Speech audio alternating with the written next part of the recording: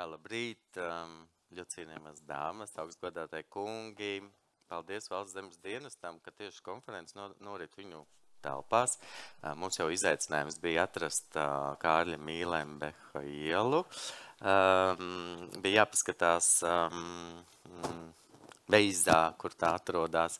Un Valsts zemes dienas tiešām šajā laika gaitā ir attīstījies uz ilgtspēju, un noteikti mēs šīs telpas arī vēlēsimies turpmāk izmantot pavēlti valsts pārvaldi.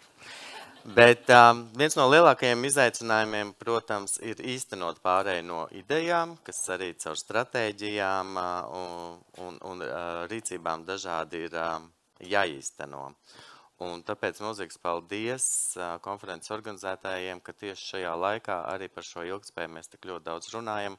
Un Arts jau pieteica, ka mēs noteikti daudz ko izrunāsim šodien un būs arī praktizējušie stāsti. Un es mēģināšu arī caur savu prezentāciju mazliet kā kurzemnieks arī palapelties to, ko es esmu par šo laiku valsts pārvaldē darījis ilgtspējīgu.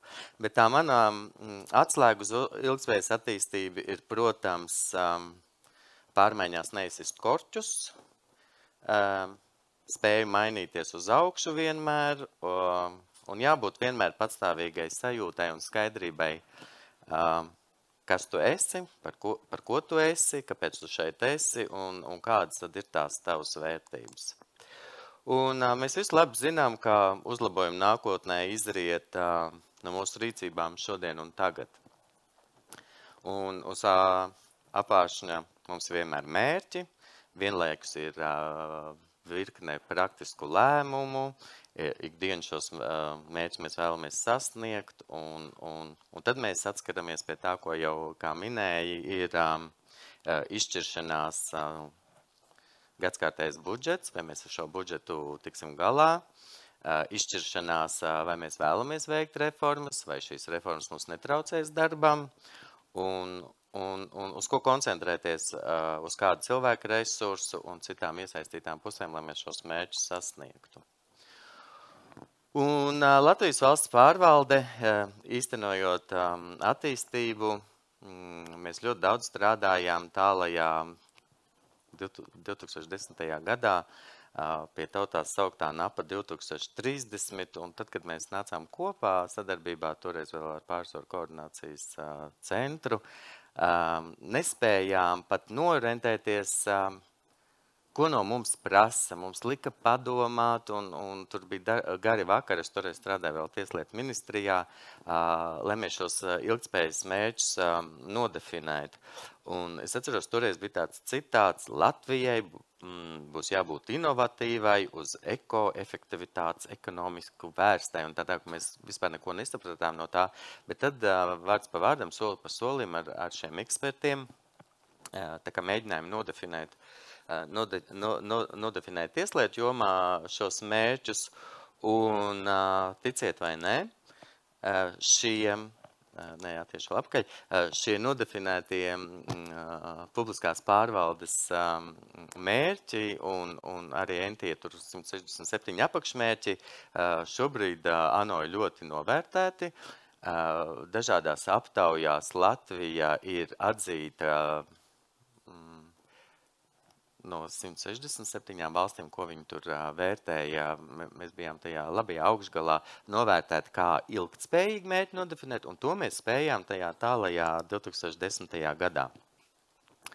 Un kas tad ir tajā valsts pārvaldībā lielākā māksla? Tātad salāgot, sasinhronizēt un caur prizmu tie trīs ilgtspējas dimensijas, kā sabiedrība, vide un ekonomika. Un iespējas pārbaudīt šo visu mums tā kā netrūkst, mēs tos tā kā risinām caur ministru kabineta noteikumiem un likumiem. Un tie lielākie izaicinājumi, ko es esmu saskāries, tie, protams, bija noteikumi par koku ciršanas diametriem, zemes izmantošanas noteikumi, tad dažādi lauksaimniecībā, augstas ražīguma mērījumi uz lauka, bioloģiskā lauksaimniecība un caur šīm trīs sadarbības un ekonomikas un vides prizmā mēs arī caur dilēmām risinājām šo kompromisu mākslu. Un tad īsumā, tad 2015. gadā visu valstu valdību vadītāji, tā skaitā toreizējais valsts prezidents Raimonds Vējons, ANO līmenī apņēmās virzēties uz ilgtspējas attīstību un tika pieņemta ANO rezolūcija, kuru tautas valodā nosauca par Agendu 2030. Un kompromisa rezultātā starp šīm visām pasaules valdībām, pilsoniskām sabiedrībām nonāca līdz 17 ANO ilgtspējas attīstības mērķiem un tiem maniem pieminētiem 169 apakšmērķiem. Un, protams, arī Latvija uzņēmās atbildību par šiem mērķiem un rādītājiem, un mēs ik gadu atskaitamies ANO. Valdības pārstāvi to dara, un tagad pēdējā atskaitīšanās samitos un pasākumos notiks tieši šajā gadā decembrī. Un, kā jau es minēju, mēs esam ļoti augstu novērtēti, un tagad atcerējos, mēs esam 13 vietā no 167 pasaules valstīm.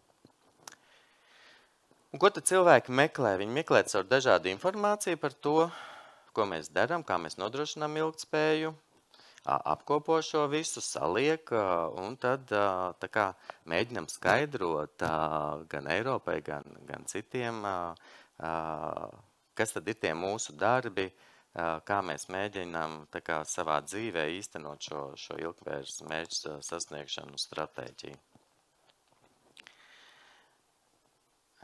Nu, un laikam pateicoties šoreiz jāsaka, nav labs vārds, bet Krievijas agresijai Ukrainā mums arī augsts uzlec viens tas rādītājs par mieru, pārvaldību un tiesiskumu noturības, tieši tas 16. mērķis, tāpēc, ka Latvijas valsts ir viena no Eiropas dalībvalstīm, kura ļoti arī atbalsta Ukrainu šajā agresijā.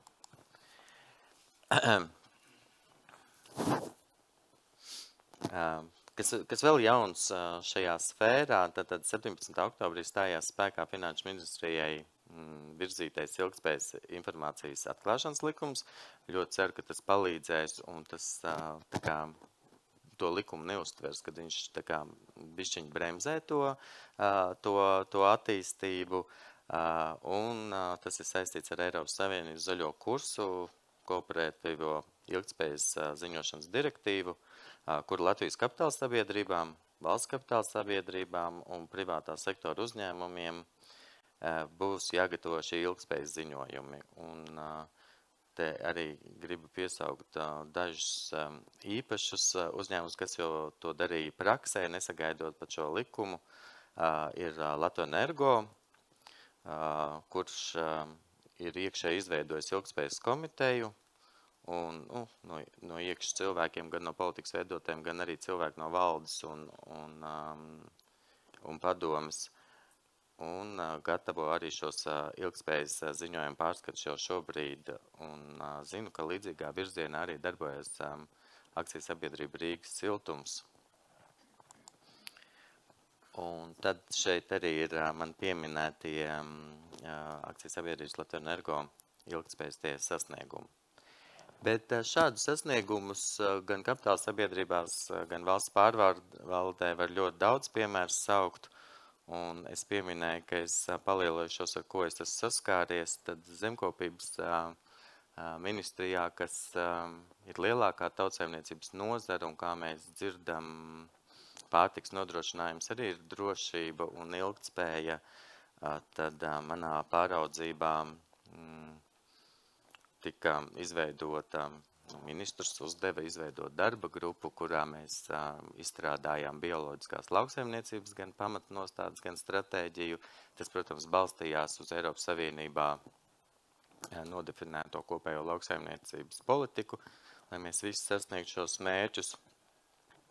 Tāpat tad, kad valsts kontrole secināja, ka valsts resursi netiek pienācīgi uzskaitīti un apsaimniekot, tad Latvijas valsts meži izstrādāja šo zemes dzīļu resursu uzskaitu, bet tieši tikai tos, kas ir zemkopības ministrijā pāraudzībā, tieši tas, kas ir Latvijas valsts mežiem. Un tad, protams, var minēt arī stāstu par zaļo kursu, ko dara gan Finanšu ministrija, bet zemkopības ministrijā arī mēs izveidojām tādu rīcības grupu, lai īsās pārtikas ķēdes risinātu saistībā ar skolas ēdināšanu. Un ceru, ka šī koncepcija drīz arī sasniegs valdību, apstiprinās šo koncepciju, un tur mēs ļoti aktīvi darbojamies ar ļoti daudz valsts pārvaldē iesaistītiem. Un tieši pieminētie pārtikas atkritumi un derīguma termiņi un kā šīs pārtikas ķēdes var nodrošināt ar zaļo iepirkumu īsākā attālumā piegādājot mūsu skolām, bērndārziem un valsts pārvaldē un, protams, tā tālāk, veicinot tieši šo lokālo pieejamību reģionos, un tad mums Eiropai būs vieglāk arī pierādīt, ka mēs esam zaļi, mēs dzīvojam zaļajā Latvijā. Un kādas tad būtu tās manas rekomendācijas rīkojoties nākotnē? Protams, kad ir jāīsteno plānus, kurus esam izstrādājuši, laiku pa laikam viņus vajadzētu pārskatīt. Apstākļos, kad ir ierobežots budžets, mums vajadzētu biežāk tikties starpnozariski, pārresoriski, sarunāties, lai šos jautājumus nerisinātu tikai katrs savā ministrijā, savā uzraudzības iestādē, bet skatītos uz to kopumā. Un tad es domāju, ka mēs arī sasniegtu šo ilgtspēju. To, ko es sākumā minēju, runājot cik gadus atpakaļ un domājot par nākotni, mēs arī tik veiksmīgi arī trāpītu uz šiem mērķiem, kas ir nodefinēti gan ANO, gan mūsu NAP 2030.